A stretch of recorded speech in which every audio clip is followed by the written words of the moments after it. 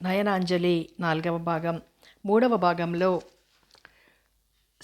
శిరీష్తో తనకు పెళ్లి కాదని చెప్పిందని భావించి శిరీష్కు దూరంగా ఉండడం ప్రారంభిస్తుంది అత్రి. కానీ అమ్మ చెప్పినట్లు అతను మ్యూజిక్ కన్సర్ట్లో ఓడిపోవడంతో ఆమెకి ఏం చేయాలో అర్థం కాక ప్రశ్నిస్తే అమ్మ కప్పదాటుగా సమాధానమిస్తుంది.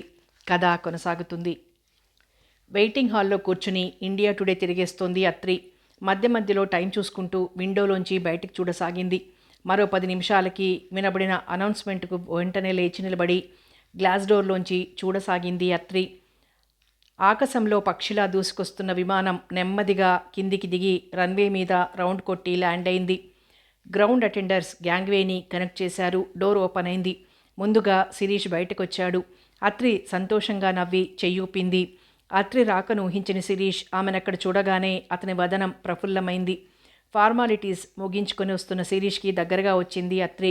సిరి, నన్ను క్షమించు అంది అతని చేతిని తన చేతితో పెనవేసుకుంటూ. ఎందుకు? ఆశ్చర్యపోతూ అన్నాడు శిరీష్. నా వల్లే నువ్వు ఓడిపోయావు అంది కిందికి చూస్తూ. లేదులే, నువ్వు కాదన్నా ఇది నగ్న సత్యం.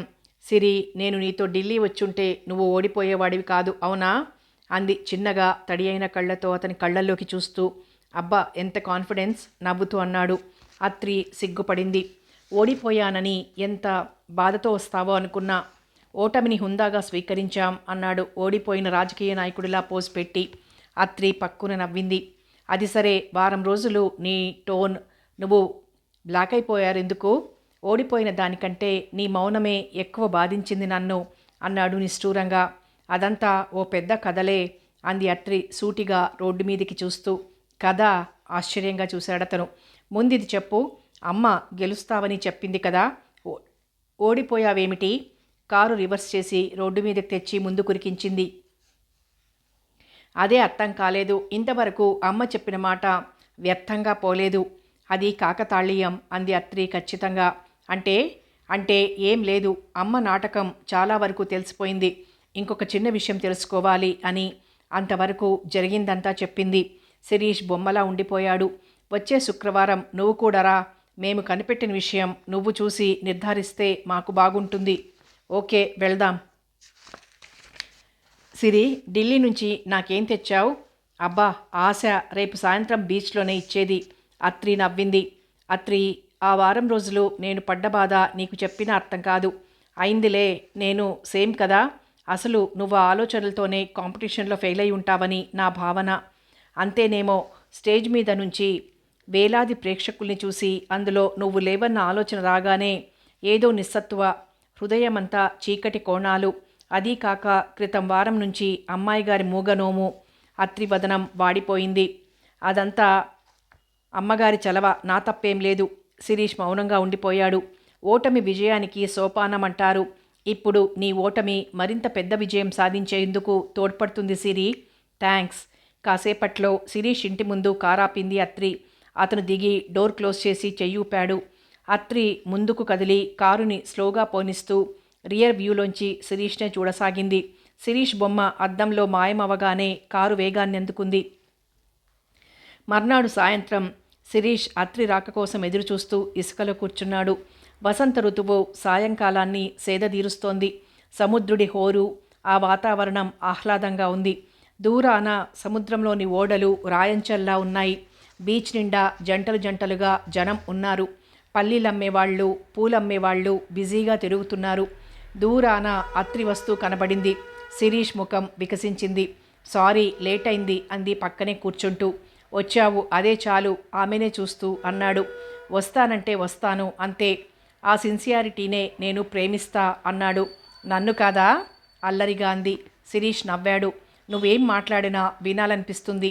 చిరుతడితో మెరుస్తున్న పెదవుల్ని చీల్చుకుంటూ వచ్చి పడే నీ పలుకుల్ని ఏరి గుండెగూట్లో పేర్చి పెట్టుకోవాలనిపిస్తుంది. అంతేనా అంది కవ్విస్తూ. నీ తుళ్ళింతలు కవ్వింతలు మరీ మరీ పొందాలనిపిస్తుంది.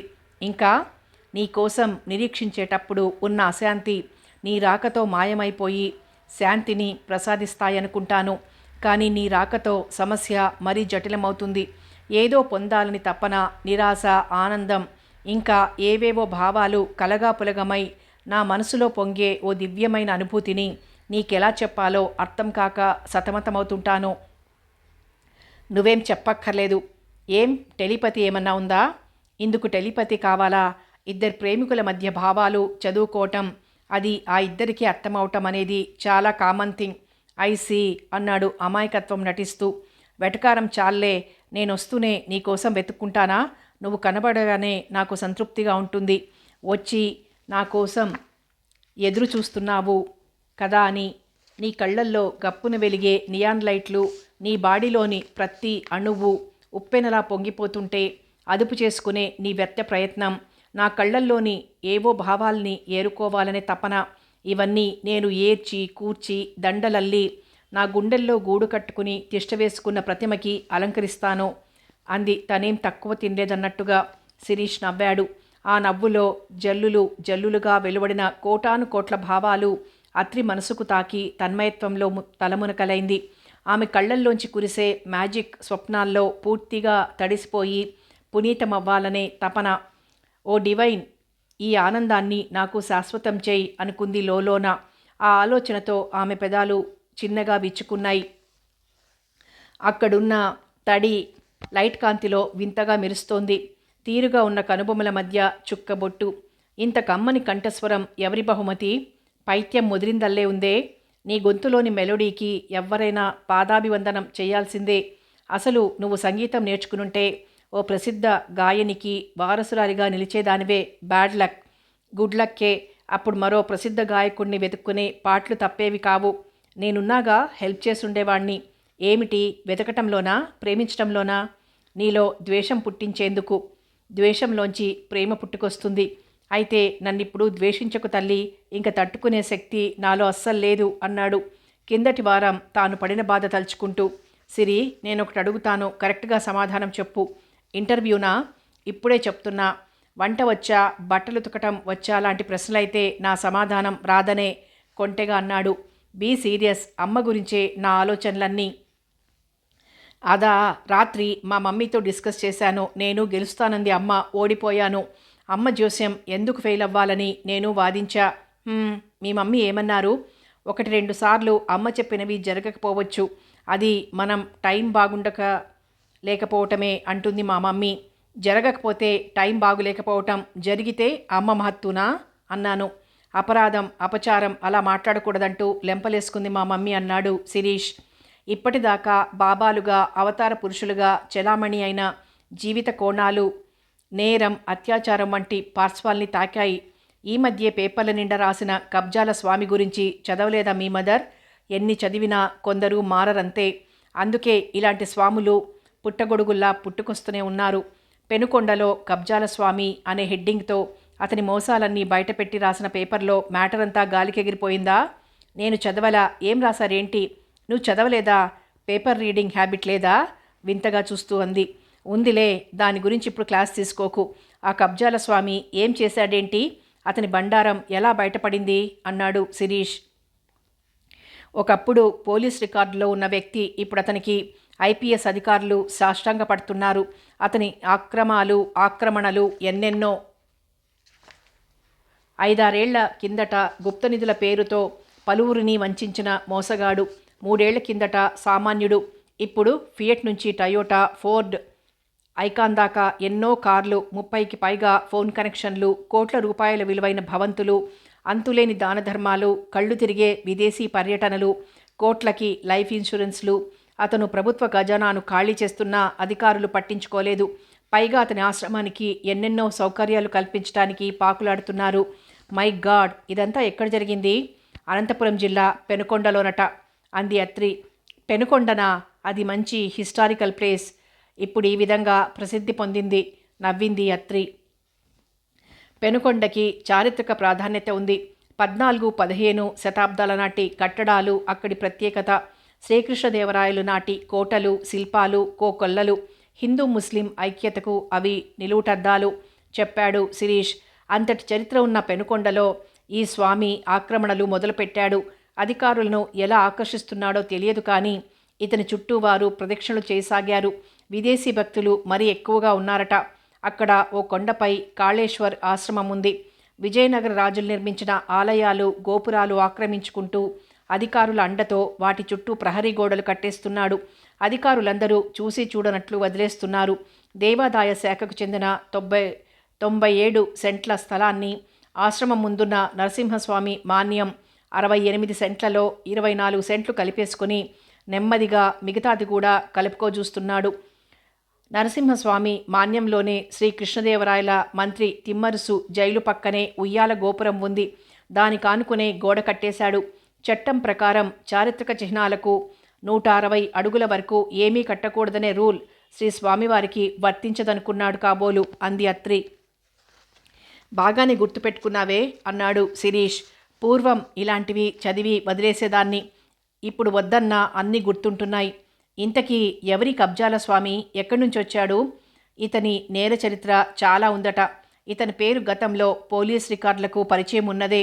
5-6 ఏళ్ల క్రితం విగ్రహాలు తవ్వితే గుప్త నిధులుంటాయని కొంతమందిని నమ్మించి తవ్వించి ₹1000 గుంజుతుండేవాడు. అప్పుడే పోలీస్ రికార్డులోకి ఎక్కాడు. ఇటీవల విగ్రహాల చోరీ కేసులో 4 అనుచర గణాన్ని పోలీసులు విచారించగా వారు చెప్పిన ఆసక్తికర విషయాలు విను. తనకు మంత్రాలు వేసి దుష్టశక్తుల్ని అరికట్టి రాజులు దాచిపెట్టిన గుప్త నిధులు వెలికితీసే శక్తి ఉందని ఈ స్వామిగారు అప్పుడప్పుడు అనుచరులతో కలిసి వెళ్ళి పుట్టపర్తి రోడ్డులో కొంత దూరంలో ఉన్న పురాతన మండపంలో తవ్వకం ప్రారంభించారు. 4-5 అడుగులు తవ్వాక ఈ స్వామి అక్కడ శక్తుంది, ఇక్కడ శక్తుంది అంటూ కుంకుమ, నిమ్మకాయలు ఒప్పులు చేసి 4 దిశల్లో విసిరాడు. చివరికి తన దగ్గర దుష్టశక్తిని ఆపే శక్తి లేదని అందరినీ వెనక్కొచ్చేయమని పిలిచాడు. లేకుంటే అక్కడే రక్తం కక్కి చచ్చిపోతామని భయపెట్టాడు. అందరినీ వెనక్కి తీసుకొచ్చేశాడు. 5-6 వారాల తర్వాత అదే చోట తవ్వించాడు. మళ్ళీ అలాగే చేశాడు. ఇంకో రోజు ఒకరింటికి పోయి ఆ యజమానితో మాట్లాడి వారిని బయటికి పంపి 5-6 అడుగులు తవ్విన తర్వాత దుష్టశక్తులు ఉన్నాయని అందరినీ బయటికి పంపేశాడు. కొంతసేపు తర్వాత పిలిచి గుంత నుంచి మూతపెట్టి ఉన్న చెంబులాంటి ఇత్తడి పాత్రను తీశాడు. అందులోంచి కొన్ని బంగారం వంటి బిళ్ళలు, వజ్రాల్లాంటి రాళ్లను బయటికి తీశాడు. నీ అదృష్టం పండిందంటూ వాటిని 10 రోజులు నిష్ఠగా పూజ చేశాక అమ్ముకోమని ఆ యజమానికి చెప్పాడు. వారి వద్ద 25,000 గుంజాడు. పెనుకొండ కొండలపైన పాతపడిన గుడి వద్ద గుంతలు తవ్వించాడు. అందర్నీ దూరంగా పంపి తాను తెచ్చిన ఇత్తడి పాత్రలో కనికరాళ్లు తీసి బంగారు పూత పూయించి 4-5 వేల రూపాయలు ఖర్చు పెట్టి ఒకటి బంగారంతో చేయించి అందులో పెట్టి ₹1000 వసూలు చేసేవాడు. ఇలా చాలా కాలం చేసి లక్షలు ఆర్జించాడని అనుచర గణానికి కొద్దిగా ముట్టజెప్తూ జరుపుకొస్తున్నాడని వాళ్ళు చెప్పారట. మడకసిర వద్ద శంకరగల్లు గ్రామంలో కొండలోని దేవత విగ్రహాన్ని తెచ్చిస్తే లక్షలొస్తాయని చెప్పటంతో ఆశపడి దాన్ని దొంగలించామని అనుచర శిష్యులు చెప్పారు. ఇది ఆ స్వామీజీ జీవిత చరిత్ర అంటూ ఆపింది అత్రి. ఇలాంటిదే పూర్వం ఎప్పుడో మెదక్ జిల్లాలో బొంతపల్లి గ్రామంలో 18 ఏళ్ల స్వరూప అనే యువతి అనారోగ్యంతో బాధపడగా ఆమెను వైద్యులకు చూపించకుండా సంగారెడ్డి పొలిమేరల్లో ఉన్న ఓ స్వామీజీ దగ్గరికి తీసుకెళ్ళింది ఆమె తల్లి. నేనీమెకు బాగు చేస్తాను, ఆ సమయంలో నువ్వు లోపలికి రాకూడదు, నీ కూతురి శరీరంలోని అనారోగ్యాన్ని నేను నయం చేసేప్పుడు ఆమె అర్చన నువ్వు భయపడకు అని నమ్మబలికి స్వరూపని లోపలికి తీసుకువెళ్ళాడు. అతని మీద నమ్మకంతో స్వరూప తల్లి ఆమెని ఆశ్రమంలో వదిలి దూరంగా వెళ్ళిపోయింది. కొద్ది క్షణాల తర్వాత ఆమెకి కూతురు అరుపులు వినిపించి ఆగిపోయాయి. ఆ తర్వాత లోపలికి వెళ్ళి చూసిన తల్లికి గుండెలు పగిలాయి. స్వామీజీ స్వరూపకి రోగం నయం చేయలేదు, రేప్ చేశాడు. ఒకసారి కాదు, ఎన్నోసార్లు. ఆ బాధకు తట్టుకోలేకపోయిన స్వరూప మృత్యువు పాలైంది.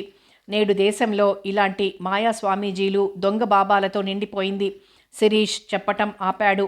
మేమెందులోనూ తక్కువ కాదంటున్న ఆడవాళ్లు అమ్మవార్ల అవతారం ఎత్తుతున్నారుగా. ఆ మధ్య కోల్కత్తాలో మృణాలిని ముఖర్జీ అనే ఆవిడ హఠాత్తుగా దేవతా స్త్రీ అయి కూర్చుంది. కొంతమంది అనుచర గణాన్ని ఏర్పరచుకుని వెలుగులోకి వచ్చింది. కొన్ని మ్యాజిక్ ట్రిక్కులతోనూ వాక్చాతుర్యంతోనూ అమాయక జనాల్ని ఆకర్షించి బెంగాల్నంతా ఓ ఊపు ఊపింది. కానుకలు, డబ్బు, దశకం ఒకటేమిటి అన్నీ సమర్పింపజేసుకుంది. కానీ ఆవిడ సంవత్సర కాలం కంటే నిలవలేకపోయింది. ఆగింది అత్రి. ఏం జరిగింది? జనాలు ఎలా పసిగట్టారు? శిరీష్ అడిగాడు. ముఖ్య కారణం ఆమె మాజీ భర్త. ఆమె నుంచి విడిపోయిన అతను భార్య దేవతా అవతారంతో సంపాదిస్తున్న డబ్బును చూసి మళ్ళీ ఆమెకి చేరువవ్వాలని చూశాడు. మృణాలిని అతని చేరనీయలేదు.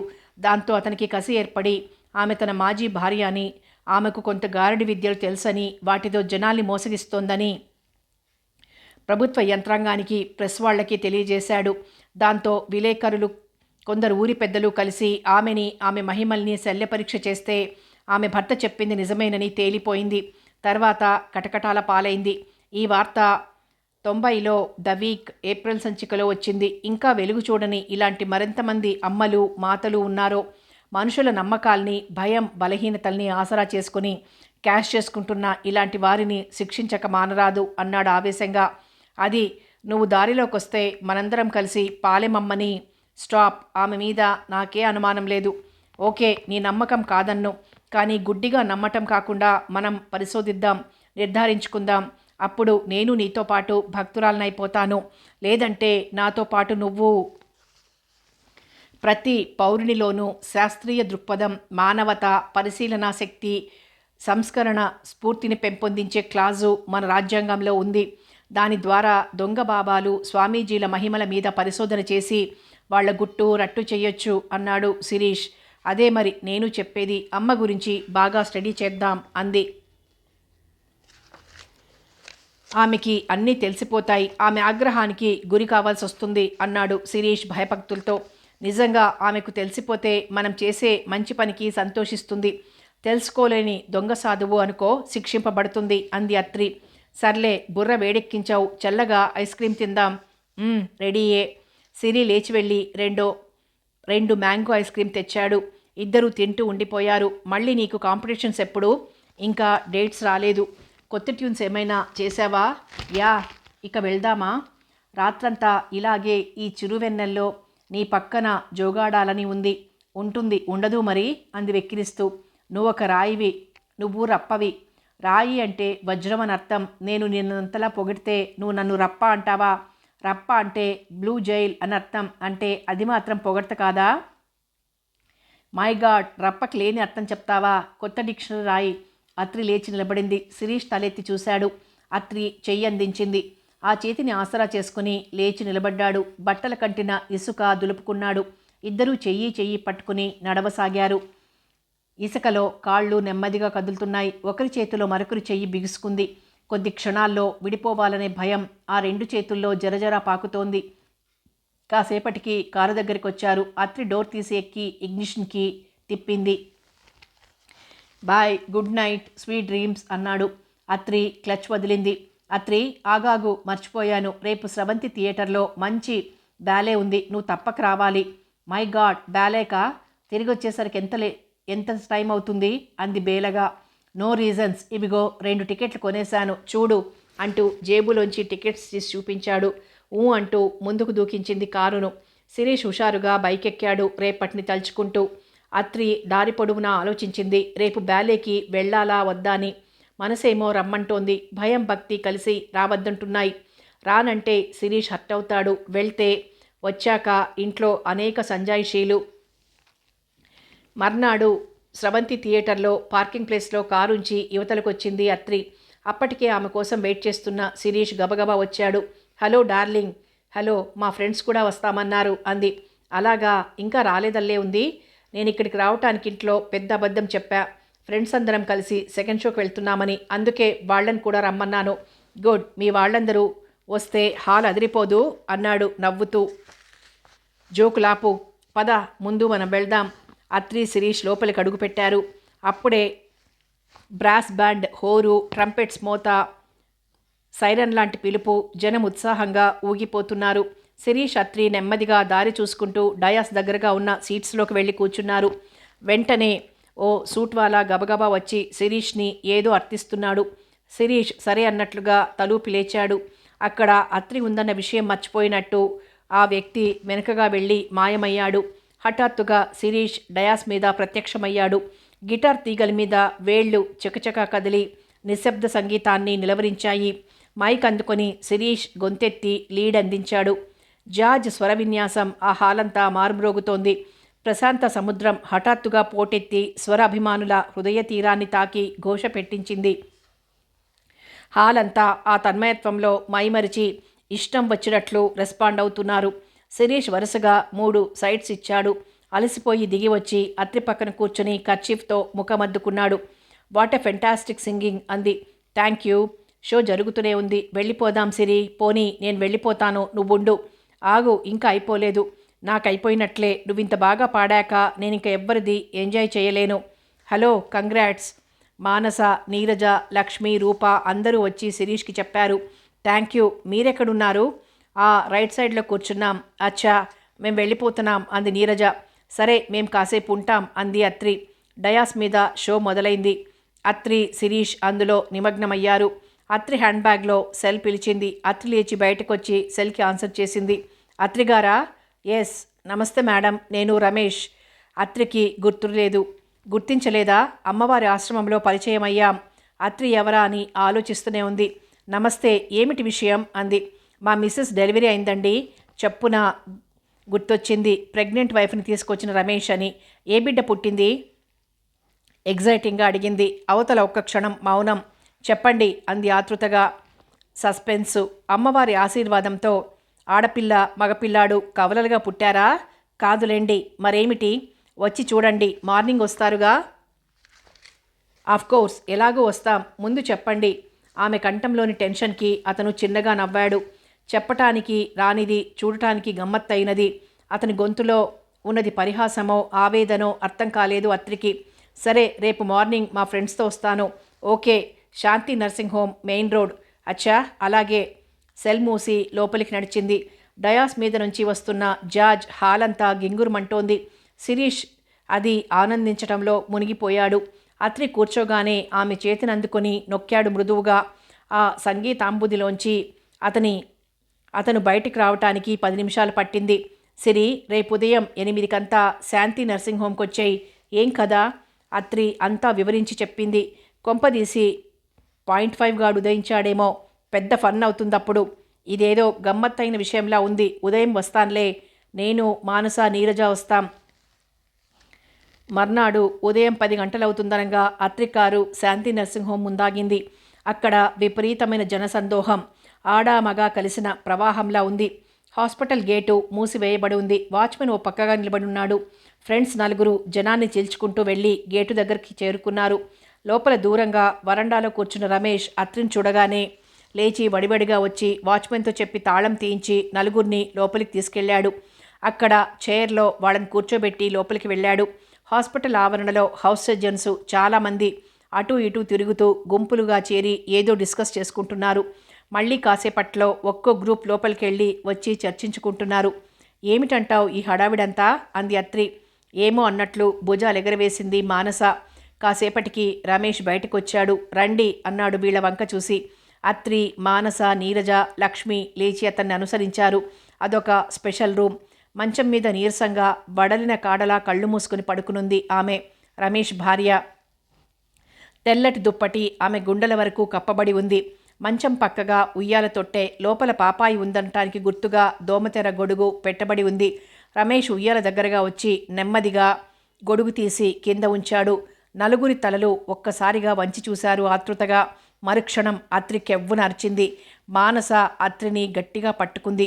అందరి వదనాలు పాలిపోయి ఉన్నాయి. మూసుకున్న కళ్ళు తెరవలేనట్లు తెలిస్తే ఆ దృశ్యాన్ని మరోసారి చూడాల్సి వస్తుందన్న బాధ అత్రిముఖంలో ముద్ర వేసుకొని కనబడుతోంది. భయం దేనికి, బాగా చూడండి అన్న రమేష్ మాటలకి ఈ లోకంలోకి వచ్చి నెమ్మదిగా కళ్ళు విప్పి ఉయ్యాల్లోకి చూసింది. అందరూ బలవంతంగా చూడలేని దృశ్యాన్ని బాధను అణిచిపెట్టుకొని నిశితంగా గమనించసాగారు. ఉయ్యాల్లో నెత్తుటి గుడ్డులా ఉన్న పసికందు, తాటికాయంత తలకు నిండుగా జుట్టు, నుదుట పరమశివుణ్ణి తలపింపచేసే 3వ నేత్రం. అది తెరిచి ఉంటే వీరి వంకే చూస్తున్నట్లుగా ఉంది. యథాస్థానాల్లో ఉన్న 2 కళ్ళు మూసుకుని ఉన్నాయి. పెద్ద గుహలాంటి నోరు, 4 చేతులు, 4 కాళ్ళు, ఆడో మగో తెలియని సెక్స్ అవయవం. ఆ వింత శిశువు ఉయ్యాల్లో స్పృహలేనట్టు పడుంది. అప్పుడప్పుడు డొక్కలెగరేస్తూ తన ఉనికిని తెలియజేస్తున్నట్టుంది. ఆ వింత ఆకారం, అమ్మవారి జోస్యం చాలా బాగుంది కదూ వ్యంగ్యంగా అన్నాడు రమేష్. మానస ఏదో అనబోయేంతలో 4 వ్యక్తులు వచ్చారా గదిలోకి. కెమెరా ఒకళ్ళు, వీడియో ఒకళ్ళు పట్టుకునున్నారు. మిగిలిన 2 చేతుల్లో నోట్బుక్, పెన్. ప్రెస్ టీమ్ అంతా దిగింది కాబోలు అంది లక్ష్మి. పదండి పోదాం. కళ్లతోనే సైగ చేసుకుని అందరూ కదిలారు. మరోసారి ఆ వింత ఆకారాన్ని చూసి బయటకొచ్చేశారు. నీరజ ముఖం వాడిపోయి ఉంది. ఈ సంఘటన తనకి అవమానంగా తోచిందో లేక అమ్మ మీద ఉన్న అపార నమ్మకానికి తగిలిన దెబ్బకు తట్టుకోలేకపోతోందో. మానసవదనంలో హాసం పరిహాసం కల్నేతపడి కించిత్ విజయగర్వం కనబడుతోంది. లక్ష్మి మోము ఏదో విచిత్ర విషయం చూస్తున్నట్లు వింతగొల్పుతోంది. అందరిది ఒకే ఆలోచన. అమ్మ దైవ స్వరూపం కాదు అనేది ఈ సంఘటన రుజువు చేస్తోంది అంది మానస. అయితే ఆడపిల్ల లేకపోతే మగపిల్లాడని ఒక సామెతుంది. దానిని ఆధారం చేసుకుని అమ్మ నడిపిస్తున్న కథ ఇది అంది అత్రి. ఆ సామెత ఎలా వచ్చిందో ఆడా మగా కాని వింత ఆకారాలు అప్పుడప్పుడు పుడుతూనే ఉంటాయిగా అంది లక్ష్మి. అదెప్పుడో నూటికి కోటికి జరిగే విషయాలు అంతగా విఘాతం కలిగించవు. కానీ ఇప్పుడు అమ్మ బాగా దొరికిపోయింది. దొరకటం మనవరకే, అందరికీ తెలియాలిగా. అదెలా మరి? ఈ రమేష్ లాంటి వాళ్ళు పేపర్ స్టేట్మెంట్ ఇస్తే బాగుంటుంది. మరి అసలు ముందు రమేష్ని వెళ్ళి అమ్మని అడగమందాం. మీరు చెప్పినట్లు కాకుండా ఈ వింత ఆకారం పుట్టిందేమిటి అని ఆవిడేం చెప్తుందో చూసుకుని ఆ తర్వాత ఆలోచిద్దాం. మనం చెప్తే రమేష్ అడగాలిగా. అడుగుతాడు. అతను మూర్ఖ నమ్మకాలున్న వ్యక్తి కాదు. అమ్మ చేస్తున్న మాయమాటను కట్టించాలంటే మనమంతా కలిసి కృషి చెయ్యాలి అంది అత్రి నీరజని చూస్తూ. నీరజ మౌనంగా ఉండిపోయింది. అందరూ వచ్చి కారెక్కారు. రివర్స్ చేసుకుని రోడ్డెక్కించింది. మర్నాడు పేపర్ల నిండా రమేష్కి పుట్టిన వింత ఆకారం గురించిన వార్తలు, ఫోటోలే. కొంతమంది జనాలు పరమశివుని అంశ మూడో నేత్రంతో పుట్టాడని పరమభక్తిగా ఆ బాలునికి కానుకలిచ్చి వెళ్తున్నారు. అత్రి నవ్వుకుంది. అమ్మకి పోటీగా ఈ శివుడు పుట్టుకొచ్చాడన్నమాట. మూడో రోజుకి ఆ వింత శిశువు మృతి చెందాడని, ఆ ఆకారాన్ని కేజీహెచ్లోకి ఇచ్చారని వార్త. 4 రోజులు పోయాక అత్రి రమేష్కి ఫోన్ చేసింది. రమేష్ హియర్. నమస్తే రమేష్ గారు, మీరొక పని చేయగలరా? చెప్పండి మేడం. మీరొకసారి అమ్మ ఇంటర్వ్యూకి వెళ్ళి మీకు పుట్టిన బిడ్డ గురించి అడగొచ్చుగా. ఏం ప్రయోజనం?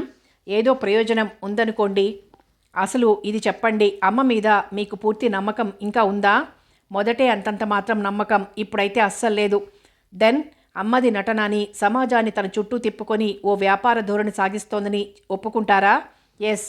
మనం ఒప్పేసుకొని మెదలకుండా ఊరుకోవటం ఉత్తమం అంటారా? మరేం చేయగలం? అది అందరికీ చెప్పి వాళ్ళని రక్షించాలిగా. అంత తీరిక లేదు మేడం. పోనీ ఒక హెల్ప్ చేస్తారా నాకు? చెప్పండి. మీరొకసారి అమ్మ దర్శనానికి రండి, నేను వస్తాను.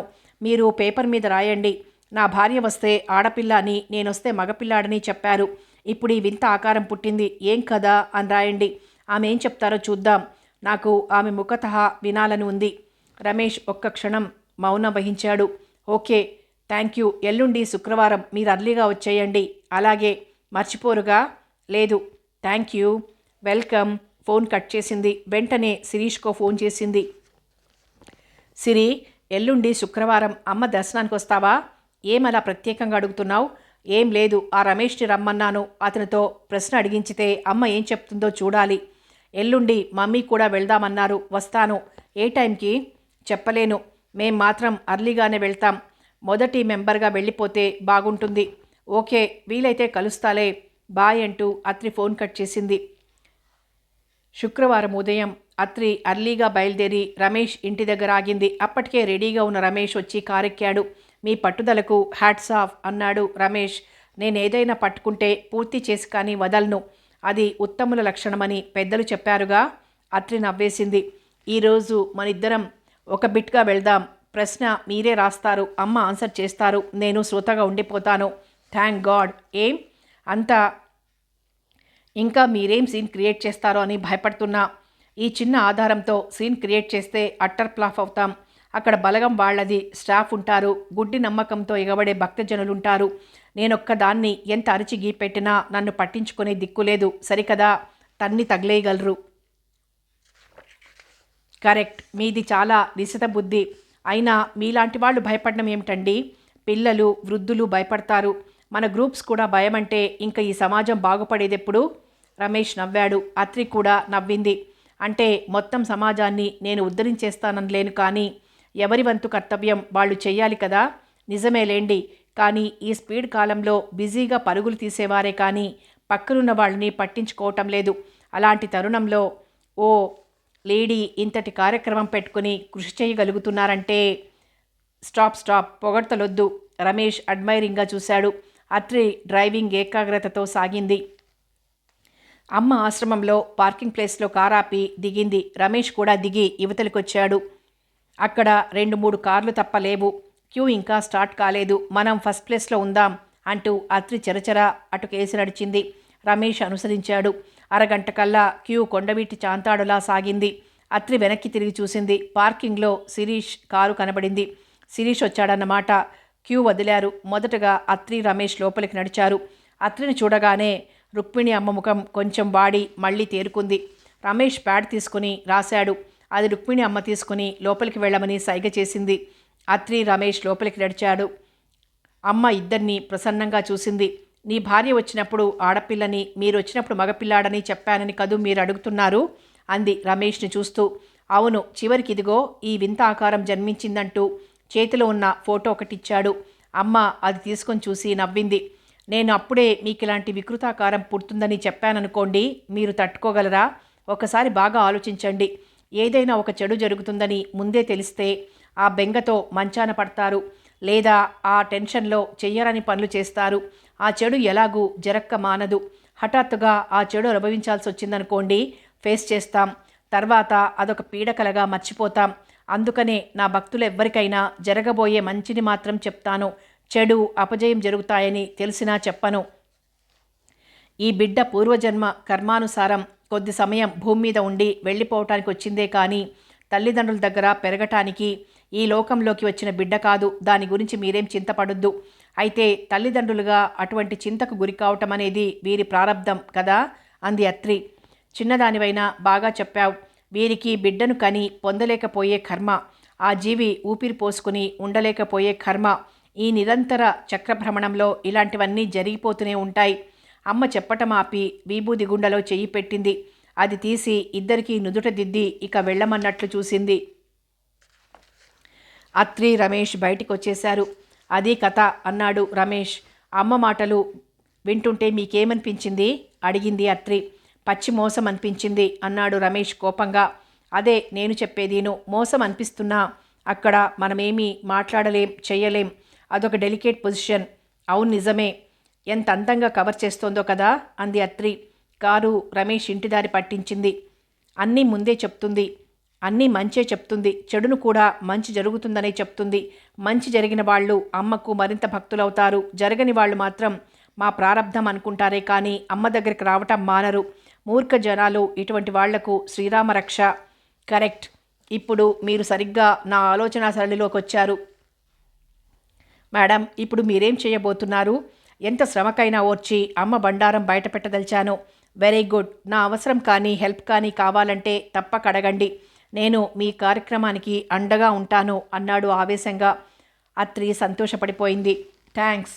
రమేష్ని అతని ఇంటి దగ్గర డ్రాప్ చేసి అత్రి సరాసరి ఇంటికి వెళ్ళిపోయింది. డిపార్ట్మెంట్ స్టోర్స్ నుంచి బయటకొచ్చి పార్కింగ్ వైపు అడుగేసింది అత్రి. అప్పుడే వస్తున్న నీరజని చూసి ఆగింది. హాయ్. హలో, ఏమిటిలా వచ్చావు అంది నీరజ. అమ్మ మష్రూమ్స్ తెమ్మన్నారు, అందుకొచ్చాను. నువ్వేమిటి? మా మదర్ ఊర్లో లేరు కాబట్టి వంట పెట్టు అంతా మనమే నవ్వింది నీరజ. సరే పద అంటూ అత్రి కూడా నీరజతో పాటు మళ్ళీ లోనికెళ్ళింది. దాల్ రైస్ మిర్చి అన్నీ ఏరుకుంటోంది నీరజ. మనమందరం కలిసి వారం పైనే అయింది అంది అత్రి. మానస వాళ్ళ తాతగారు ఊరు వెళ్ళింది, ఏదో సెర్మనీ అంట. అందుక తన ఫోన్ పలకలేదు. వెళ్లే ముందర ఫోన్ చేసింది, మీ అందరికీ చెప్పమంది. నేనే అశ్రద్ధ చేశాను. అలాగా, ఇదంతా 3 రోజులైందిలే, ఇప్పటికొచ్చేసి ఉండాలంది. కౌంటర్లో బిల్ పే చేసి బయటకొచ్చారు. రా, నిన్ను డ్రాప్ చేస్తాను. వద్దే, వాకింగ్ డిస్టెన్స్ కదా అని నడిచొచ్చాను. ఆ కాస్తసేపన్నా నడిస్తే బాగుంటుందని నువ్వు అది దక్కనివ్వటం లేదు అంటూనే వచ్చి ముందు డోర్ తీసి కూర్చుంది. అత్రి ఇగ్నిషన్ తిప్పి లాక్ చేసి బ్యాక్ చేసుకుని వచ్చి రోడ్డెక్కింది. మీ శిరీష్ ఏమంటున్నాడు అడిగింది నీరజ. ఏమంటాడు? బీచ్కి వెళ్దాం, పార్క్కి వెళ్దాం అంటుంటాడు. పోటీలేం లేవా ఇప్పట్లో? 3 నెలలు పోయాకనే. మరి పెళ్ళో? Next year. ఈలోపు మా ఇన్వెస్టిగేషన్ పూర్తవ్వాలి. ఏం మాట్లాడవు? అమ్మ గురించేనా అడిగింది నిష్ఠూరంగా. యా, నువ్వు చాలా పెద్ద తప్పు చేస్తున్నావు. ఏం? అమ్మని అనుమానిస్తూ లేనిపోని ప్రమాదాలు కొని తెచ్చుకుంటున్నావు. ఏ డేంజర్ ఉండదులే. అమ్మ దేవతా స్వరూపం. ఆమెను ఇన్వెస్టిగేట్ చేయటం గట్రా మానయ్యవే. ఏమవుతుందేం? ఆమెకి ఆగ్రహం కలిగితే ఏమైనా అవుతుంది. నీరజ ఇంటి దగ్గర కారాపింది అత్రి. నీరజ దిగింది. లోపలికి రావే, టీ తాగి వెళ్ళొచ్చు. అత్రి దిగి నీరజని అనుసరించింది. Hello Atri, how are you? Neeraja తండ్రి శంకర్ గారు ఎదురొచ్చి పలకరించారు. Fine uncle, thank you. కూర్చో అమ్మా. నేనలా బయటికెళ్ళొస్తాను. అలాగే అంకుల్. నీరజ కాఫీ కప్పుతో వచ్చింది. అత్రి తీసుకుని సిప్ చెయ్యసాగింది. కళ్ళెత్తి గోడవంక చూస్తూ ఉండిపోయింది. అక్కడ నిలువెత్తు అమ్మ ఫోటో. నీరజ అత్రి పక్కనే కూర్చుంది. అత్రి, అమ్మని అనుమానించకే అంది బ్రతిమాలుతూ. నాకేదో అవుతుందేమోనని భయపడి నువ్వలా చెప్తున్నావని నాకు తెలుసు. థ్యాంక్స్. కానీ దొంగ బాబాలు, బూటకపు అమ్మలతో మన సమాజం వంచబడుతోంది, దోచుకోబడుతోంది. నిరక్షరాస్యులే కాదు, పెద్ద పెద్ద ప్రొఫెసర్లు, లాయర్లు, డాక్టర్స్, రాజకీయ నాయకులు అందరూ ఈ జాడ్యానికి లొంగిపోతున్నారు. మన అజ్ఞానాన్ని వాళ్ళు క్యాష్ చేసుకుంటున్నారు. ఈ సమాజం మానవ శరీరం లాంటిదైతే ఈ బూటకపు బాబాలు, అమ్మలు ఈ శరీరాన్ని కృషింపజేసే క్యాన్సర్ లాంటి వాళ్ళు. తగిన చికిత్స చేయకపోతే ఆ క్యాన్సర్ మొత్తం సమాజాన్నే కబళించేస్తుంది. నిజమే, కానీ అమ్మ ఆ కానీలోనే ఉంది మన అజ్ఞానం. అయినా అమ్మ అందుకు మినహాయింపైతే మొదటగా సంతోషించేది నేనే అంటున్నానుగా. ఈ మధ్య చదివాను. ఇటీవల గురు మహారాజ్జీ అనే 17 ఏళ్ల యువకుడు తన తండ్రి బంధువుల సాయంతో అవతార పురుషుడి ముసుగు వేసుకుని తాను దైవాంశ సంపూర్ణుడని టోపీ వేశాడు. వెర్రి భక్తులు కానుకలు, మొక్కుల రూపంలో లక్షలాది రూపాయలు అతనికి సమర్పించుకున్నారు. ఆ మధ్య పాలెం ఎయిర్పోర్ట్లో కస్టమ్స్ అధికారుల కన్నుగప్పి విదేశీ ధనాన్ని 4 లక్షల రూపాయలు విలువ చేసే ట్రావెలర్స్ చెక్సు, ఇంకా కొన్ని చేతి గడియారాలను దొంగతనంగా తీసుకువెళ్తూ పట్టుబడిపోయాడు. అతని తండ్రి ఆధ్యాత్మిక ప్రసంగాల్ని ఈ యువకుడికి బాగా నేర్పించాడు. దాంతో అతను ఉత్తర భారతదేశంలోని అమాయక ప్రజలకు అవతార పురుషుడైపోయాడు. అనేక మంది దొంగ బాబాల్లా తాను హిమాలయ పర్వత ప్రాంతం నుంచి అవతరించుకున్నట్లు చాటుకున్నాడు. భారతదేశానికి స్వాతంత్రం రాకముందు ఇలాంటి అవతార పురుషులు మేకుల శయ్య మీద నగ్నంగా పద్మాసనం వేసుకుని కూర్చునేవారు. గారడీ విద్యలతో అద్భుతాలు ప్రదర్శించేవారు. తరువాత ఈ బాబాలు, అవతార పురుషులు ఫారిన్ కంట్రీస్ వెళ్ళి అక్కడ ధనవంతులైన భక్తుల్ని ఆకర్షించసాగారు. అక్కడ వీరు గురు, స్వామీజీ, మహాత్మా, ఆనందబాబా, భగవాన్, ఋషి, మహర్షి, యోగి, మహారాజ్, మాత వంటి పేర్లు తగిలించుకొని వెలిగిపోసాగారు. నిజమైన ప్రయాణికులకు విదేశాలకు వెళ్ళటానికి పాస్పోర్ట్ దొరకటం కష్టమైపోతుంది. కానీ వీళ్లకు మాత్రం ఆ బెడదలేముండవు. ఇలాంటి వాళ్ళు దైవ స్వరూపులుగా రాణించాలంటే కావలసిన అర్హతలేమిటంటే ఆత్మ విముక్తి, ఆత్మ సాక్షాత్కారం, ఆత్మ ప్రక్షాళన, పరమసత్యం, విశ్వశక్తి, విశ్వాత్మ, విశ్వజ్ఞానం, ఇంద్రియాతీత జ్ఞానం, నిర్వాణ చైతన్యం, దివ్యశక్తి, దివ్య జ్యోతి, కుండలిని వంటి మాటల్ని తమ ప్రసంగాల్లో ప్రయోగించగల వాక్చాతుర్యం. మరొకటి, అద్భుతాల పేరుతో కొన్ని చవకబారు చిట్కాలు ప్రదర్శించటం. ఇంకో ముఖ్య విషయం, వీరి దివ్యలీలల గురించి పుస్తకాల్లో, పత్రికల్లో, సినిమాల్లో, టీవీల్లో ప్రచారం చేసే ఏజెంట్లు. డాక్టర్ అబ్రహం కోవూర్ గారి గురించి వినే ఉంటావు. ఆయన మంత్రాలు, మహిమలు, సిద్ధులు, యోగాలు ఉన్నాయని చాటుకునే వారందరికీ ఓ సవాల్ విసిరాడు. గారడీలు లేకుండా అతీత శక్తులు, మహిమలు అనేవి ఉన్నాయని రుజువు చేస్తే ₹1,00,000 బహుమతిస్తానని ప్రకటించాడు. ఛాలెంజ్ అని ఆ ప్రకటనిచ్చాడు. ఆ ఛాలెంజ్కి కొన్ని షరతులు విధించాడు. లేకపోతే ఎవరు పడితే వాళ్ళు చవకబారు ప్రచారం కోసం ఎగపడతారని. ఆయన ఛాలెంజ్ని అంగీకరించిన వాళ్ళు ₹1,000 ధరావత్ కట్టాలి. అది 1963లో ఆయన ఈ ఛాలెంజ్ ప్రపంచవ్యాప్తంగా ప్రకటించాడు. మేం గొప్పవాళ్లమని చెప్పుకునే జ్యోతిష్కులకి, సాముద్రికులకి, బాబాలకి, సిద్ధులకి ఆ ఛాలెంజ్ కాపీలను పంపాడు. కానీ ఎవ్వరూ ముందుకు రాలేదు. ఒక బెంగళూరు డాక్టర్ మాత్రం ముందుకు వచ్చి ధరావత్తు పోగొట్టుకున్నాడు. డాక్టర్ కోవూర్ ఎందుకు అలాంటి ఛాలెంజ్ చేశాడు? ఆయనకి బాబాలన్నా, యోగులన్నా ద్వేషమా? కానే కాదు. తమ అతీత శక్తులతో, అద్భుత సిద్ధులతో జనం రోగాలు, బాధలు నయం చేస్తామని, సుఖశాంతులు కలిగిస్తామని చెప్పుకొని వారిని వెర్రిబాగులాళ్లను చేసి తమ చుట్టూ తిప్పుకుంటున్నారని. మనకు జీవితంలో కలిగే బాధలు భౌతికమైనవైతే ఈ బాబాలు, యోగులు వాటిని ఎలా పోగొడతారు? మసూచికం కేసు చూపిస్తే ₹1,000 బహుమతి ఇస్తాం అని ఆరోగ్య శాఖ ప్రకటించిందంటే అమ్మవారు వయసు ముదిరి శక్తులు నశించి వెనక్కి తగ్గిపోతుందన్న అర్థం కానే కాదు. ఆరోగ్య నిర్ధారణ జరిగి దానికి తగిన చికిత్స, జాగ్రత్తలు తీసుకోవటం కారణం. అంటే అప్పటిదాకా అమ్మవారుగా చెలామణి అయిన శక్తి భౌతికంగా శాస్త్రం వికసించటంతో తెరుమరుగైంది. మరి ఆ అతీత శక్తి ఏమైనట్టు? మనుషుల్లోని అజ్ఞానమే అతీత శక్తికి నాంది. శాస్త్ర విజ్ఞానం పెరిగే కొద్దీ అజ్ఞానం అంతమై అతీత శక్తులు అడుగంటుతాయి. మనిషికి జ్ఞానమే బలం. భౌతికంగా జ్ఞానశక్తిని పెంపొందించుకోకుండా ఆటంకపడేవే అతీత శక్తుల నమ్మకాలు. ఆధునిక విజ్ఞానం పెరిగి టెస్ట్ ట్యూబ్ బేబీలని సృష్టించగలుగుతున్న ఈ రోజుల్లో ఇంకా ఇటువంటి అతీత శక్తులు ఉన్నాయని జనాన్ని నమ్మింపజూసేవాళ్ళు వంచకులు. అలా లేని వాటి కోసం వెంపర్లాడటం స్వయం కృషిని అధోగతి పట్టించటమే. నీరజ నోరు తెరిచేదో అనబోయింది. Calling bell బజ్జమంది. లేచి గుమ్మం వైపు నడిచింది. తిరిగొస్తూ మానసని లక్ష్మిని వెంటబెట్టుకొచ్చింది. హాయ్, అనుకోకుండా కలిశాం అంది అత్రి నవ్వుతూ. నువ్వు వస్తున్నావంటే మేము వచ్చేవాళ్లంగా అంది మానస. మేం మార్కెట్లో కలిశాం, నన్ను డ్రాప్ చేద్దామని వచ్చింది అత్రి అంది నీరజ. ఓ అదా, నీకోసం ఫోన్ చేశాను. ఔటింగ్ ఆన్సర్ వచ్చింది. సరే, నీరజని కలిసి మీ ఇంటికి రావచ్చని ఇటొచ్చాం. ఏమిటి సంగతి? ఏముంది, అమ్మ గురించే ఆమెగారు ఉపన్యాసం అంది నీరజ. ఈ నెల వండర్స్ మ్యాగజైన్ చదివావా? లేడీ వండర్ అంటూ హెడ్డింగ్ పెట్టి ఓ పెద్ద కథలా రాశారు. మానస అడిగింది. ఏమిటది? నేను చూడలేదే అంది అత్రి. వండర్స్ తెస్తాను, పక్కనే బుక్ షాప్ ఉంది. నీరజ వెళ్ళబోయింది. వద్దులే, ఆగు, మానసని చెప్పనిద్దాం. న్యూస్ ఒక్కొక్కళ్ళం చదివే కంటే చదివిన వాళ్ళు చెప్తే అందరం వినొచ్చు. కరెక్టే, చెప్పబోయ్. వర్జీనియాలోని రిచ్మండ్లో మిసెస్ సిడి ఫాండాకు ఒక గుర్రం ఉందట. దాని పేరు లేడీ వండర్. ఆ గుర్రం మానసిక శక్తులకు పేరు మోసింది. దానికి 3 ఏళ్ల వయస్సు. ఆ గుర్రం భవిష్యత్తు చెప్పగలదని పెద్ద ప్రచారం జరిగింది. జనం అడిగిన ప్రశ్నలకు ఖచ్చితమైన సమాధానాలు చెబుతుందట. ఏమిటి, మానవ భాషలోనే? ఆశ్చర్యపోయింది అత్రి. అందరూ నవ్వారు. భాష కంటే భావం ముఖ్యం అంది లక్ష్మి. గుర్రం యొక్క భావాల్ని చదివి మానవ భాషలోకి అనువదించే పుణ్యాత్ములు పుట్టుకొచ్చుంటారు అంది అత్రి. మనం అడగవలసిన ప్రశ్నను పేపర్ మీద రాసి మిసెస్ ఫాండాకు ఇస్తే ఆ గుర్రం తన దివ్యశక్తితో ఆన్సర్ చేస్తుందని అద్భుతమైన ప్రచారం జరిగింది. ఈ విషయం లైఫ్ ఛాలెంజ్ అనే పత్రికల్లో 1956 జూలై సంచికల్లో వచ్చింది. చనిపోయిన ఒక యువకుని శవాన్ని పోలీసులు ఈ లేడీ వండర్ హెల్ప్తో కనుక్కున్నారని అన్ని పత్రికలు ప్రచురించాయి. దాంతో ఫాండాకి కుప్పలుగా ధనం, కీర్తి వచ్చేశాయి. అప్పుడు న్యూ జెర్సీలోని ప్రొఫెసర్ జాన్ స్నార్కే అనే అతనికి ఈ లేడీ వండర్ కథ తెలిసింది. ఆయన స్వయంగా ఆ గుర్రాన్ని పరీక్షించాలని మిసెస్ ఫాండాని కలిశాడు.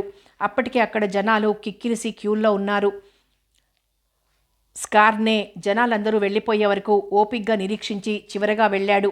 లోపలికి వెళ్ళి అంతా పరీక్షగా చూశాడు. ఆ గుర్రం ఒక టేబుల్ ముందర నిలబడింది. టేబుల్ మీద అనేక వరుసల్లో చిన్న చెక్క పలకలు అమర్చబడి ఉన్నాయి. ఒక్కో పలక మీద ఒక్కో ఇంగ్లీష్ అక్షరం రాయబడి ఉంది. జనం మనసుల్ని చదివాక లేడీ వండర్ వాళ్ళకి సమాధానాలుగా అక్షరాల పలకల్ని చూపుతుందని ఫ్రాండా ఎక్స్ప్లెయిన్ చేసింది. ఇంతలో చికాగో నుంచి వచ్చిన ఓ పోలీస్ ఆఫీసర్ బ్యాంకు దొంగతనం గురించి లేడీ వండర్ను ప్రశ్నించాడు. నేనెందుకు వచ్చానో నీకు తెలుసా? వెంటనే లేడీ వండర్ ఎస్ అనే అక్షరాల్ని ముక్కుతో తాకి సమాధానం చెప్పింది. దొంగలు ఎక్కడున్నారో చెప్పని మళ్ళీ ప్రశ్నించాడు. గుర్రం చికాగో అన్న అక్షరాల్ని వరుసగా తాకింది. నేనిక్కడికి ఎలా వచ్చాను అని అడిగాడు పోలీస్ ఆఫీసర్. లేడీ వండర్ కాసేపు తలాడించి CAR అక్షరాల్ని వరుసగా తాకింది. కార్ అని సమాధానం ఇచ్చింది. అప్పుడు ప్రొఫెసర్ స్కార్ని పేపర్ మీద ఒక ప్రశ్న రాసి లేడీ వండర్కి ఫ్రాండాకి కూడా చూపించకుండా ఆన్సర్ కావాలన్నాడు. ఫాండా కొంత నిరుత్సాహపడి గుర్రం వైపు తిరిగి స్కార్నే ప్రశ్నకు సమాధానం చెప్పమంది. గుర్రం తల కదిలించలేదు, రాయిలా నిలబడింది. తన ప్రశ్న మిసెస్ ఫాండా చూడకపోతే లేడీ వండర్ పలకలను ముక్కుతో నెట్టదని అర్థం చేసుకున్నాడు. అప్పుడు అతను తన ప్రశ్నను ఫాండా చూసేట్లు అప్రయత్నంగా జరిగినట్లు చేశాడు. దాంట్లో నేనెక్కడుంటున్నాను అని రాసుంది. ఫాండా ఆ ప్రశ్న చూసిన తర్వాత గుర్రం పలకలను నెట్టి న్యూయార్క్ అని చెప్పింది. స్కార్నే ఆశ్చర్యం నటించాడు. అద్భుతం, నేను న్యూయార్క్లో ఉంటున్నానని కరెక్ట్గా చెప్పిందంటూ ఫాండాకి $5 ఫీజు చెల్లించి వెనుదిరిగాడు. అతనికి ఫాండా మోసం అర్థమైంది. నిజానికి తనుండేది న్యూయార్క్ కాదు, న్యూ జెర్సీ. అయినా లేడీ వండర్ కరెక్ట్ చెప్పిందని వచ్చేశాడు. మిసెస్ ఫాండా చేతిలో ఒక తాటి ఉంది. దానిని కదిలించడం ద్వారా ఆమె గుర్రానికి సూచనలిస్తోంది. దాంతో గుర్రం పలకలను నెట్టి ఆన్సర్ చేస్తోంది. గుర్రం తలకి 2 పక్కలా కాస్త వెనక్కి ఉండేలా కళ్ళుంటాయి. అందుకని అది సులభంగా వెనక్కి చూడగలగటంలో ఫాండా ట్రిక్కు సక్సెస్ అవుతూ వచ్చింది. కథ కొనసాగుతుంది.